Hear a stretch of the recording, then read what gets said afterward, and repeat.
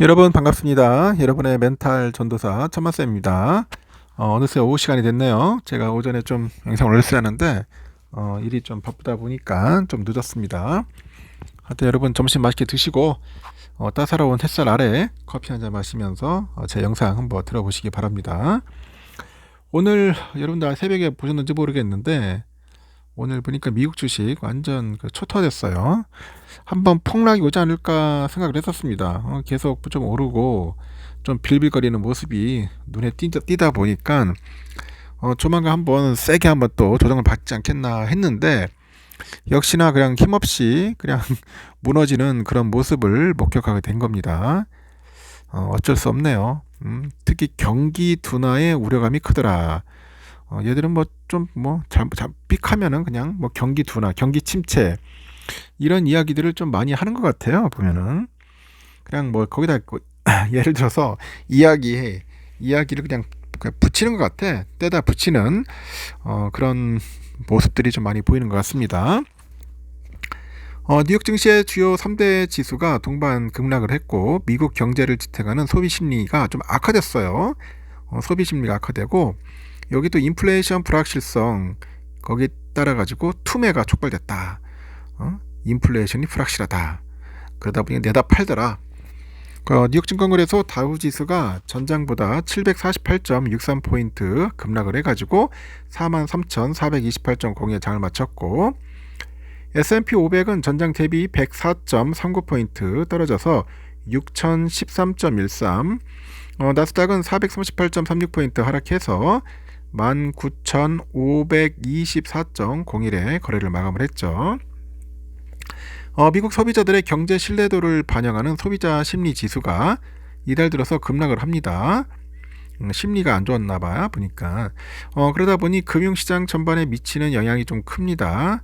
미시간대에 따르니까 이달 소비자 심리 그 지수 확정치는 64.7이에요. 심리 지수가 전달치 71.7에서 7포인트나 떨어진 수치입니다. 그리고 이달 8일날 발표했던 2월 예비치 67.8하고 시장의 예상치 67.8을 모두 밑돌았다고 합니다. 기대 인플레이션이 급등한 점도 시장을 좀 불안하게 했는데 2월의 1년 기대 인플레이션 확정치는 4.3%로 전월 3.3% 대비 1% 정도 급등을 했습니다. 5년 장기 기대 인플레이션도 3.5%인데 전월 대비 0.3% 정도 상승을 했고 이는 1995년 이후로 가장 높은 수준이에요. 인플레이션 불확실성도 급등을 합니다. 1년 불확실성은 전달 7.6에서 9.5%포인트로 5에서 10년 불확실성은 전달 6%에서 8.2%로 각각 높아지는 거죠. 이날 보니까 그 르네상스 매크로 리서치에서 소비자들의 그런 인플레이션 기대치가 급등한 것엔 관세가 영향을 미쳤다 그럽니다. 관세. 도널드 트럼프의 그 대통령의 관세 정책에 대한 우려로 장기 기대 인플레이션이 30년 사이에 최고치로 올랐다는 점, 이 부분이 가장 중요한 부분이다 이렇게 이제 분석을 하는 거죠. 미국 서비스업 업황이 25개월 만에 처음으로 위축됐다는 점, 그것도 투심을 짓눌렀습니다. S&P 글로벌에 따르니까 2월 미국 서비스업 PMI가 예비치가 49.7이에요. 지난 23년 1월 이후로 25개월 만에 처음으로 위축 국면에 들어섰다.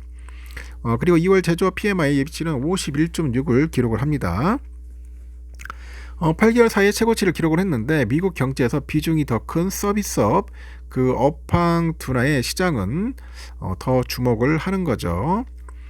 이렇게 소비 심리가 꺾이다 보니 증시 전반의 투자 심리도 급격히 얼어붙습니다. AI하고 반도체 관련주로 구성된 필라델피아 반도체 지수 오늘 폭락을 했네요. 3% 넘게 급락을 했고 구성 종목 30기가 모두 내렸습니다. 엔비디아, 브로드컴 4%대 안팎으로 떨어졌어요. 그래서 지수 하락을 거의 주도를 했습니다. 거대 기술 기업을 일컫는 매그니피센트 세븐도 모두 직격탄 맞아요. 애플은 약보합으로 선방을 했는데 테슬라는 4% 넘게 밀렸고 아마존, 알파벳 2%대, 마이크로소프트, 메타 플랫폼 1%대 약세였습니다. 미국의 최대 보험사 유나이티드 헬스케어 그룹이 7% 넘게 급락을 합니다. 진료비를 과다 청구하는 방식으로 미국 정부의 그 메디케어 예산을 챙긴다는 의혹에 법무부가 조사를 시작하자 투매가 나옵니다. 미국 AI 데이터 분석업체 팔란티어가 이날도 5% 가까이 하락을 했는데 미국 국방부가 매년 예산을 8%씩 삭감할 수 있다는 그런 소식이 악재로 작용을 한 거죠. 반면에 소비 둔화에도 필수 소비재는 수요가 유지될 거라는 그런 분석에 프록트앤gamble, 존슨앤존슨, 코카콜라, 맥도날드, 펩시코, AT&T, 버라이즌 모두 이제 상승을 했습니다. 중국에서 신종 코로나 바이러스 감염증이 검출됐다. 그런 소식이 이제 전해지다 보면서 이 모더나의 주가도 5% 이상 올랐습니다. 화이자하고 암젠 등 다른 제약사 주가도 동반 상승을 한 거죠. 업종별로 보니까 그 필수 소비자만 1% 올랐고 나머지는 모두 떨어졌어요. 임의 소비자는 2.77, 산업은 2.23%, 기술은 2.45% 각각 급락을 했고 통신 서비스, 에너지, 금융도 1% 이상 떨어졌습니다. 블루칩 그 데일리 트렌드 리포트에 보니까 이날 S&P 500에서 상위 20개 성과자는 모두 소비재, 유틸리티, 의료, 건강 등등 방어주인데 투자자들은 경제 성장에 대한 우려가 나타나다 보니 종종 방어주로 옮겨간다고 합니다.